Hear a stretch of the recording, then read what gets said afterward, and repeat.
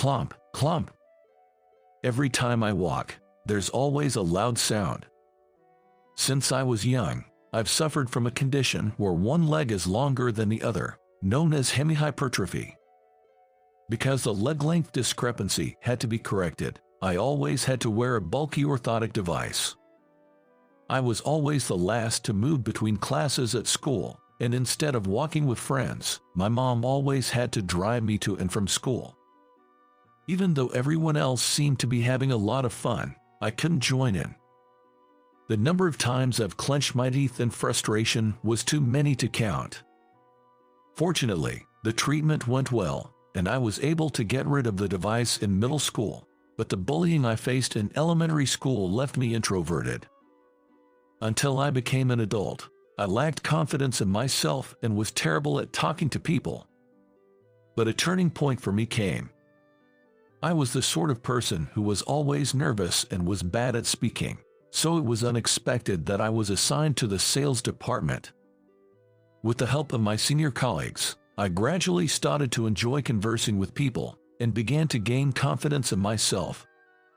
Then, one day, I received an invitation to an elementary school reunion.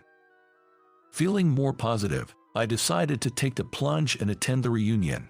I sent an email to the organizer and let him know that I was coming. My name is Michael. I'm 27 years old, working for an IT company. I moved from my hometown to New York and haven't been back home for a while. I was really looking forward to this reunion in my hometown, and uncharacteristically, I even bought new clothes for it. I knew it was just silly pride, but I wanted to show everyone how much I'd changed. This feeling most likely stemmed from my old inferiority complex, and I was well aware of that. But the fact that I wanted to surprise everyone was an enormous step for me, and a sign of my growing self-confidence. On the day of the reunion, full of determination, I headed back to my hometown. The hometown I hadn't seen for a while was bustling with life, especially at night. Was it always this lively? I was slightly surprised to see the town had changed. I walked towards the reunion venue, occasionally checking my phone for the exact location of it. Entering the pub, which was the venue, I noticed it was already full of my old classmates. Although they were all my classmates, I only knew them from school. It had been over 10 years since I last saw them. Few faces looked familiar, but even my own memories were vague. Is that him? Could she be? As I made my way through, someone suddenly tapped me on the shoulder from behind. Michael, right, long time no see. I heard you moved to New York. How have you been? As if that was a signal, everyone turned around, and I was quickly surrounded. There were those who were unrecognizable with the glasses on, those who had grown taller or put on weight, and even some who were already concerned about thinning hair. Every face was filled with nostalgia and warmth. No one mocked me. In fact, most people I spoke to had something kind to say, and even if it was just flattery, I felt elated. They said that I became cheerful, that I looked totally different. Some even called me handsome and said I looked cool. I was flattered by all the compliments, except for the last one, which to me sounded like an old insult. For someone who used to be called nerdy and introverted, I was doing well and now part of everyone's circle. I believe it was because of the experiences and confidence I gained in the workplace.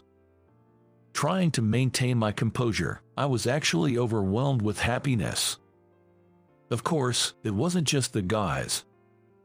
A big part of why I felt so good was because even the girls started to see me in a new light. Back in elementary school, I was quiet, keeping a low profile in class, so being surrounded by so many girls made me feel like I was in a dream. I wish I could show this to my younger self. That was what I thought to myself several times since arriving at the venue. Holding a pint of beer in my hand, I was happy to reconnect with familiar faces. But honestly, there was one girl I especially wanted to see at this reunion. Her name was Ashley, a girl who was the belle of our class. With her wide eyes and silky hair, she was a very pretty girl and looked like someone you'd see on TV. Moreover, she was calm and kind, and treated everyone the same way. During my school years, she was always on my mind. She was the only person who cared about me and came to talk to me as I had no friends. Her kindness kept me from becoming chronically absent from school, and gradually, the bullying towards me lessened because of her. To me, she was nothing short of a lifesaver. I wanted to see Ashley again, so I could express my gratitude for her kindness. I casually looked around, desperately searching for her. Amongst the high-pitched voices of women exclaiming, "Long time no see, and what have you been up to?" I heard someone call out, "Ashley." I turned around in a hurry, and there, among a group of girls, stood a woman in a navy dress with her elegant back facing me. Judging by the familiar silhouette, I thought it must be Ashley. Even from behind, her aura was distinctly different from the others. I caught my breath, hesitating to approach and speak to her. Then suddenly, she flipped her hair and turned around. It was Ashley, no doubt about it. She had maintained her youthful features, and if anything, had grown into an even more refined and beautiful woman. "Michael, Ashley, long time no see." I walked up to her, and I stood face to face with Ashley. But standing in front of her, I felt a sense of discomfort. Although hidden by her hair, I could see scars from burns stretching from her face down her neck. They extended to her hand holding a glass of wine, significantly marring her once perfect appearance. She must have been in some kind of accident since we last saw each other. Trying not to stare at her scars and hoping Ashley didn't notice, I forced a wide smile, and Ashley responded gently, "It's been a while, have you been well?" I could tell she knew what others thought of her physical condition.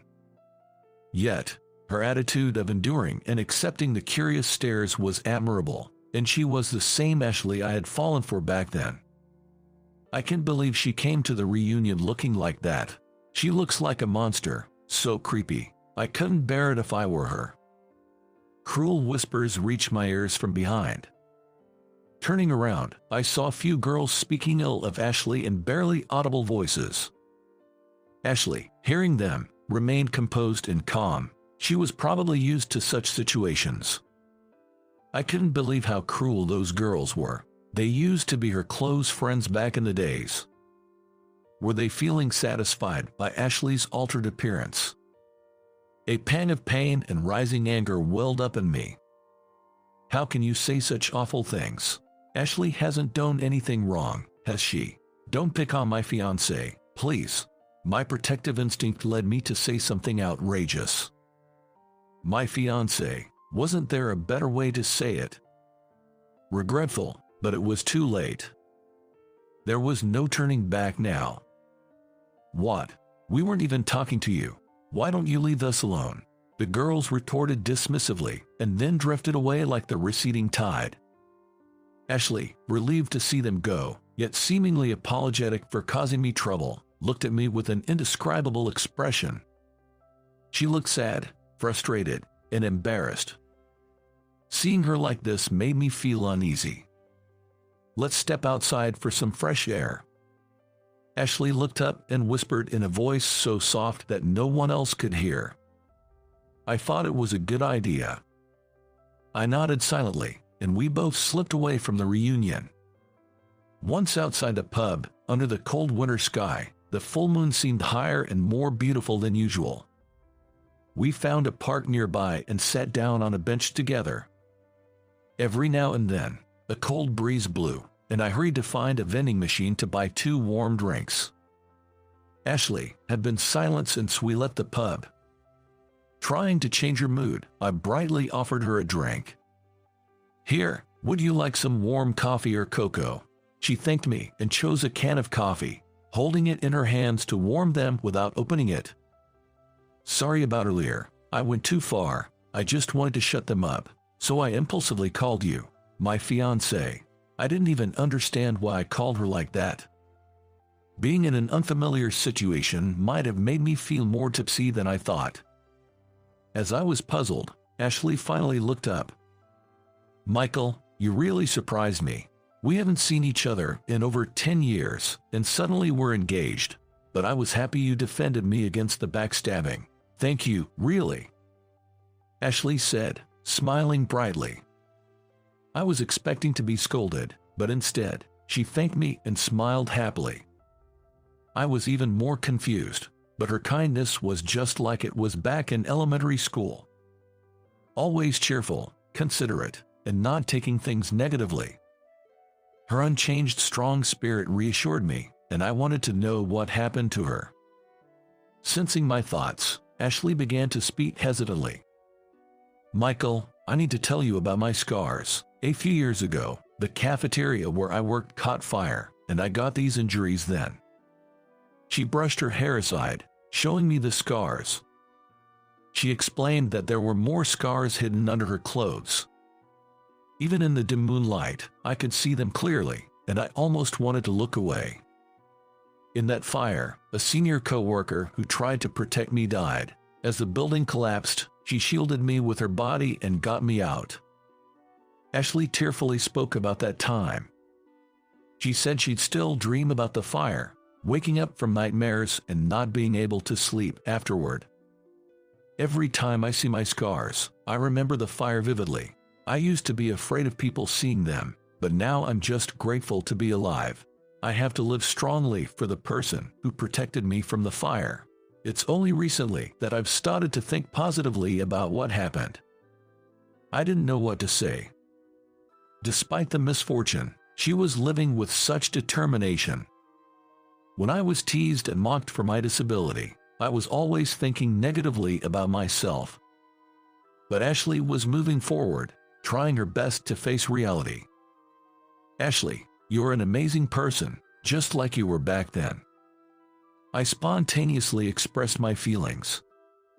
"In elementary school, your willingness to treat me normally encouraged me. I thought I could repay you today, but I guess I still have a long way to go." As I said this, Ashley suddenly burst into tears. "What have I done?"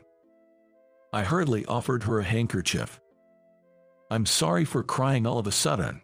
Even though I try to think positively, sometimes I wish I could go back to my old self. So when you said I hadn't changed, it made me so happy." "Thank you," Ashley said, smiling through her tears. Her face, now calm, was as bright and cheerful as I remembered from the past.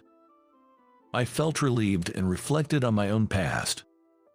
Me, wearing an orthotic device, limping as I walked. Ashley would carry my textbooks and bring me school lunch. During lunch breaks, as I couldn't play outside running around with others, she would stay with me indoors, sometimes just the two of us, playing games. "It will surely get better." Ashley was the only one who ever said such things about my leg. Even when I was cynical and sullen, she encouraged me, telling me about the places we could go to once my leg treatment was over. Ashley was always there for me, offering encouragement and support. She was the reason why I've been able to avoid pessimism and make it this far in life. Now, it was my turn. I wanted to be the one to support Ashley, like she did to me years ago. I made up my mind. "Hey, Ashley, if you're okay, would you like to go out for a meal sometime? I'd really like to see you again." To be honest, I'd never asked a woman out before. But I had nothing to lose. I thought I should just express all my feelings towards her. "Are you sure you're okay to go out with someone with big scars? Wouldn't you rather ask out someone pretty?" Her response could be taken as a no. But for me, it was more than enough. I responded, "It's fine, I'm free all the time anyway," revealing my lack of dating experience, and Ashley chuckled. Seeing Ashley laugh out loud for the first time in a while filled me with joy. After that, we started seeing each other more often. Surprisingly, Ashley had also moved to New York and was working while saving up for skin regeneration treatment. Our dates were simple, often just eating the lunch Ashley made in the park. We couldn't afford to go to expensive places, but seeing Ashley's modest and diligent side just made me happy. We were drawn to each other and naturally started dating. The incident at the reunion, and also the fact that we came from the same town, played a big part, but we never explicitly said let's be together or directly expressed our feelings.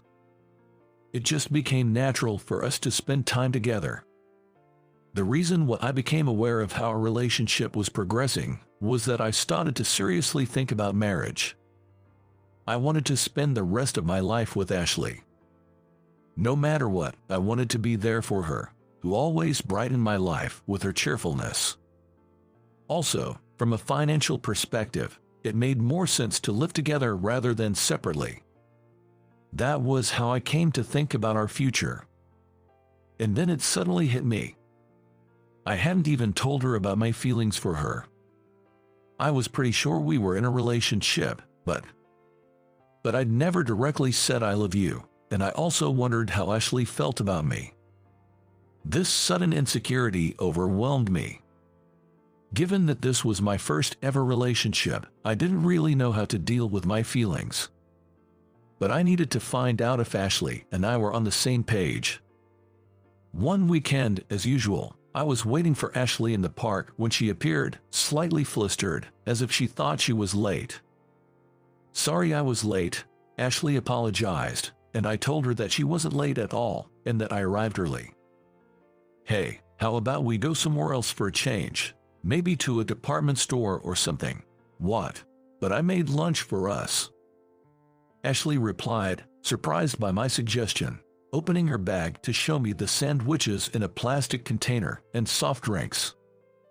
As I suggested we eat the lunch on the rooftop of the department store, Ashley sensed the unusual atmosphere and became tense, asking, "What's going on? Why the sudden change?" I scratched my head, took a deep breath, and confessed, "I want to get you a ring. It would look cool if I knelt down and pulled out a ring, but I have never been to a jewelry shop and don't even know what size of ring I have to get for you. I apologize, everything seems to be out of order, but I want to marry you, Ashley. Right now, I want to go to the department store to buy a ring for a proposal." When I finished with what I wanted to say, Ashley froze, her mouth agape, then suddenly started laughing. I knew it was awkward and deserved the laughter. But seeing Ashley laugh through her tears, I gradually became annoyed. I was about to say, "Stop laughing," when I realized Ashley was actually crying. "Crying while laughing," she said, "too late." For a moment, I didn't understand what she meant. "You already said I was your fiancé." As soon as I heard those words, I instantly calmed down and apologized, "Sorry to keep you waiting."